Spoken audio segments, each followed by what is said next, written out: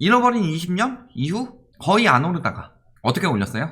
아베노믹스로 끌어올렸죠. 돈 엄청나게 풀어서. 그런데 세계적으로 유동성 장세가 제대로 있었던 때가 리먼 이후였죠. 리먼 이후에 유동성 장세로 인해서 떨어지는 걸 살리면 되겠구나 해서 이번에도 그걸 하고 있는데, 항상 사회라는 건 내성이 있어서 한 번 했던 것을 또 좋다고 써봤자 효과가 그만큼 나오지가 않는다. 그런데 일본은 그것을 미리부터 하고 있었는데 지금 세계적으로 그렇게 한다고 더 할 수는 없는 상황이죠. 이미 국가 부채가 200%가 넘어서 세계 탑인데. 그러니까 지금 일본 부동산 굉장히 위험해진 상황이죠. 가장 먼저 최근 이슈, 지진 덮쳤어요. 더 큰 지진, 쓰나미 덮칠 수 있다. 규모 9.0 지진, 쓰나미 가능성 경계해야. 그런데 과거 우리나라 포항 같은 경우 보면은 언제 덮쳤어요? 2017년 11월. 그때 어때요? 물론 떨어지고 있었지만 하락폭이 확실히 커졌죠. 악재가 더 심해지고 있다는 거죠. 일본이. 포항 분들한테는 제가 아픈 상처를 좀 끌어낸 것 같아서 죄송스럽지만, 일본 같은 경우 내진 설계는 우리나라보다 잘 되어 있을 테지만 사실상 지진 일어나고 하면은 가치는 떨어지겠죠. 이건 핵심적인 건 아니고 이슈라서 들고 온 건데, 이런 부분에다가 생각해보면 어떤 것들이 있어요. 아베노믹스의 핵심은 뭐예요? 무제한 금융 완화로 인해서 2, 3%의 인플레이션 목표를 잡은 것이다. 왜? 90년 이후 잃어버린 20년 그동안에 굉장히 저물가, 저금리, 그럼에도 돌아오지 않는 부동산 가격, 경제 호황, 그럼에도 늘어나지 않는 출산율, 혼인율, 한번 제대로 무너진 뒤에 아무것도 돌아오지 않고 있더라. 그래서 뭘 한 거예요? 무제한 금융 완화. 국가부채가 지금 260% 정도 되죠.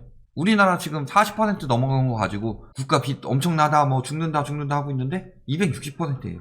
물론 기축통화라는 장점은 있죠. 그렇다 치더라도 우리나라는 기축통화가 아니니까 따라하면 안 돼요. 망해요. 60% 이 정도 가기만 해도 우리나라는 위험한데, 일본은 저런 대로 뿌렸죠. 그래서 돈 엄청나게 풀었다. 화폐 가치 엄청나게 폭락시켰다. 어차피 돈은 안 돌고 있었죠. 우리나라 같은 경우는 이제서야 돈이 안 돌아서 풀었기 때문에 유동성 장세가 아니죠. 통화 승수가 2014년 초이노믹스 이후 다들 빚내서 집 사라. 그 정책 이후에 지금도 그때 빚내서 집 샀을 걸 이런 생각하고 있는데, 물론 그때 빚내서 집 샀으면 자산 가치가 많이 올라갔겠지만 문제는 뭐예요? 그 정책으로 인해서 소비가 엄청나게 줄었죠. 다 돈 모아서 추가해서 집 사고, 그러기 위해서 허리띠 졸라매고 소비 안 하고, 그러니까 자영업자, 기업들 내수시장 더욱 악화되고, 원래 내수시장을 키웠어야 되죠. 리먼 이후 세계적으로 특히 선진국들은 다 내수시장을 키우고 있었는데 우리나라만 빚내서 집사라 만들어서 내수시장 죽고, 그러니까 더더욱 수출 중심국으로 가면서 타국들은 GDP 대비 가계부채가 떨어지던 반면에 우리나라 같은 경우는 GDP 대비 가계부채가 꾸준하게 증가했다. 바젤 3가 시행됐는데 2명의 대통령이 계속 뒤로 미루고 오히려 대출을 늘려버렸다. 이런 상황이죠. 그래서 유동성은 늘려놨는데 어떻게 돼요? 성과는 봤지만 정부 빚은 엄청나게 늘어났다. 근데 이제는 그도 안 돼요. 왜? 일본은 이미 할 만큼 했는데 세계적으로 하고 있죠. 이제는 일본 혼자 하고 있지 않는데 빚을 낼 만큼 엄청나게 많이 냈다. 그러니까 더 낼 수가 없어요. 세계보다 더 내는 걸로 승부했는데 세계적으로 다 빚내고 있으니까 일본이 여기서 더 내야 되는데 그러면 정부 부채가 너무 위험해져 버리죠. 경제 상황 보면 어때요? 부동산 가격 지수 쭉 떨어지다가, 그렇죠? 아베노믹스 이후 2012년이죠. 그때부터 올라가고는 있었지만 사실상 회복되긴 멀었고, 그럼에도 불구하고 왜 이때 이렇게 떨어지기 시작했어요? 여러 가지 있었죠. 플라자 합의를 기점으로 수출 안 되는데 엔화 가치가 올라가니까 부동산 투기, 주식 투기 이런 거 들어갔었고, 이게 자산 거품이 꺼지면서 포항 끝나고 완전히 망해버리니까 사람들의 심리 속에는 그냥 우리나라 반토막 난다 하면은 조금 떨어지고 더 많이 오를 것이다 이런 식으로 이야기하는데, 한번 떨어지면 이렇게 되죠. 그 전조 증상이 뭐였어요? 인구 감소. 그 다음에 인구 감소는 이때부터 시작된 건 아니지만 출생 인구 감소죠. 그 다음에 생산 가능 인구 감소가 본격적으로 시작됐다. 돈 많은데 즐기느라 바빴죠. 니케이 지수는 꾸준히 오르고 있죠. 지금 똑같이 유동성 장세로 인해서 전 세계적으로 와서 사주고 있다. 이런 상황이죠. 자, 그래서 지금 일본 보면은 우리나라랑 비슷하게 먼저 하고 있던 것들, 우리나라 지금 M4 세대, 그 이전에 일본의 사토리 세대가 있었죠. 사토리 세대가 지금까지도 남아있더라. 우리나라 취업 출산 연애를 포기한 3포에서 여기다가 내 집 마련 인간관계 포기화된 5포 세대, 그리고 모든 것을 포기한 M4 세대, 비슷하게 일본의 사토리 세대가 있다. 얘는 뭐예요? 그냥 득도한 사람처럼 그냥 욕망 버리고 사는 거죠. 어때요? 그래서 이 사람들 연애도 잘 안 한다. 그냥 알바 하다가 돈 벌어서 놀고 소확행하고 그러다가 또 돈 떨어지면 가서 돈 벌고 고시원 같은 데 살고 그런 식으로 하고 있다. 연애 같은 거 꿈도 못 꾸죠. 자, 연애가 안 되면 결혼이 잘 안 되죠. 결혼이 잘 안 되면 출산이 잘 안 되죠. 출산이 잘 안 되니까 출생인구가 감소하고 그러면서 고령화가 진행이 된다.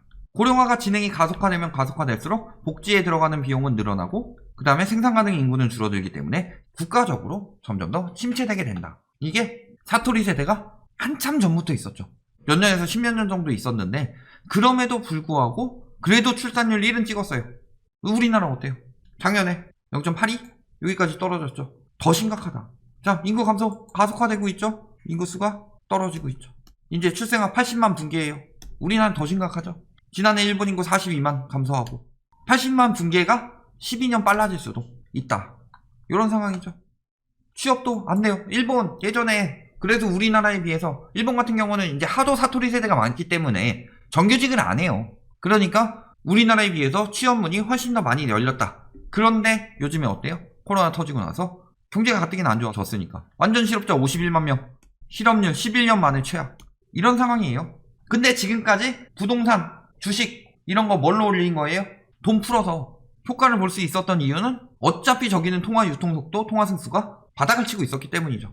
우리나라는 빚내서 집 사라 한 뒤에 떨어지면서 유동성이 감소된 거고 그럼에도 불구하고 대충대충 살아요. 왜? 사토리 세대, 득도 세대예요. 대충 사는 세대죠. 저기 정책부터가 사회적 거리두기 느슨해지는데 영향 미치고 있고 마스크, 눈, 코, 입 있으면은 뾰족해 가리는 마스크, 아베노 마스크 이런 거나 하고 있었는데 왜죠? 아베노 마스크가 엄청난 인기였죠. 얼굴 작은 거 인증할 때 요만큼 가려지면은 나 얼굴 되게 작은 거야. 확진자 계속 늘어나고 있고 살아날 기미는 안 보이죠. 그러면서 도쿄 요지는 반년새 11% 하락했습니다. 왜 하락했어요? 코로나 때문에. 외국인 관광객 급감으로 폐업. 그래서 집값 떨어진다.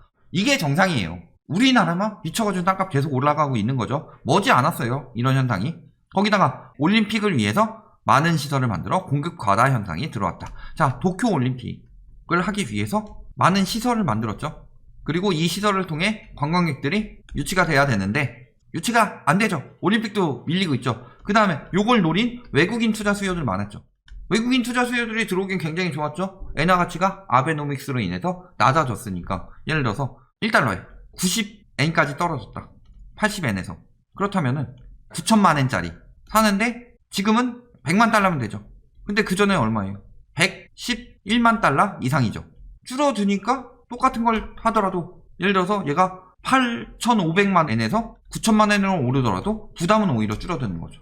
그래서 외국인 투자들이 들어왔는데 올림픽이 안 열려버리니 남아있겠어요? 투자 수요를 빠지지? 외국인들 빠지겠죠?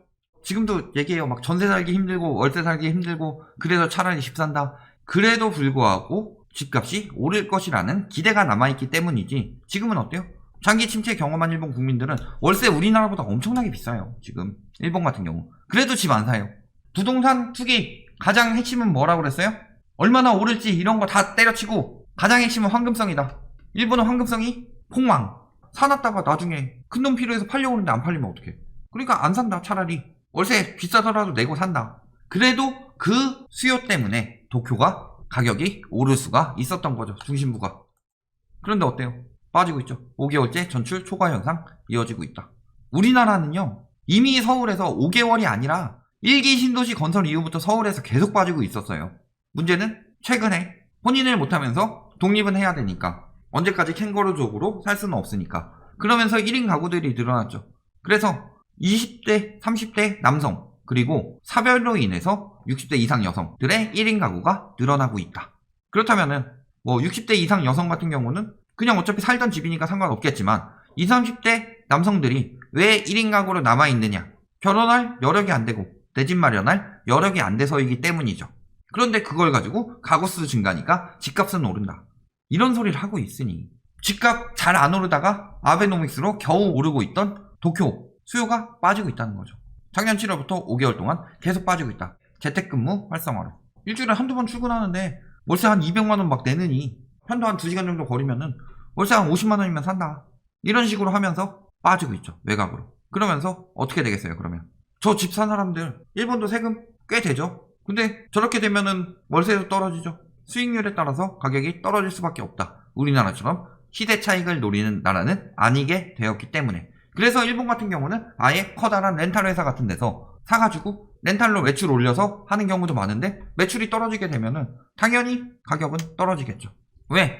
재택 원격 근무가 새로운 일상으로 정착하면서. 우리나라는 이렇게 안 될까요? 솔직히 말하면은 원격 근무한다고 하면은 효율은 우리나라가 훨씬 더 좋죠. IT 강국인데.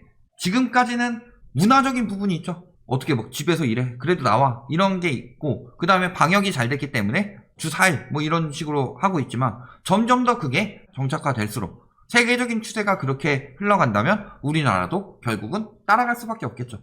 효율상 그렇게 된다면 중심부의 가격은 어떻게 될까요? 서울 같은데 지금 가격이 유지될 수 있을까요? 이미 생산 가능 인구는 2015년부터 꺾여 있고, 그 다음에 인구수 감소도 작년부터 시작되었고, 고령화율은 일본보다 빠르게 늘어나고 있고 훨씬 더 적어요. 출생률은. 결론. 자, 일본 부동산 굉장히 위험해졌죠? 중심지에서 악재가 겹치고 있다. 인구 유출부터 코로나로 인해서 올림픽 연기되면서 공급 과잉에 외국인 투자 이탈 등 여러가지 악재가 겹치고 있다. 도쿄 중심부도 조만간 빠질 것이다. 하나 더 있었죠? 재택근무로 인한 인구 유출. 그런 상황에서 세계적으로 지금 일어나고 있죠. 저번에 미국 부동산 할 때도 이야기했죠. 중심지에서 외곽으로 빠지면서 중심지 거품 빠지고 있다고. 그런데 우리나라는 아직도 서울은, 강남은 뭐 이런 식으로 이야기하면서 여기는 영원하고 절대 안 빠지고 무조건 장기적 우상향이고, 그거는 실질 가치에 맞춰서 올랐을 때 이야기하는 거고, 거품이 지금 이만큼 쌓였는데 언제까지 갈 수 있느냐. 부동산 시장은요, 제로섬 게임이죠. 누군가가 이익 보면 누군가가 손해볼 수밖에 없는 제로섬 게임. 그렇다면 이게 장기적 우상향이 되기 위해서는 항상 그 시장에 계속 유동성이 투입이 돼야 되죠. 그런데 투기 수요는 이미 규제로 막혔죠. 실수요는 대출 제한으로, 금리 인상으로. 그런데 이 우상향이 언제까지 갈 수 있을까요? 자세히 생각해보면 답은 나오죠. 그리고 이번에 진짜로 일본 그 당시와 비슷한 미친 매수 심리가 절반의 기간 동안에 절반 정도 나왔죠. 그렇다면 그 이후에 어떤 현상이 일어날 것인가? 빠르게 우리나라는 빨리빨리의 민족이죠. 인구 감소 더 빠르게, 집값 상승 더 빠르게. 그 결과는 어떻게 다가올 것인가? 그 답은 나와 있다는 거죠.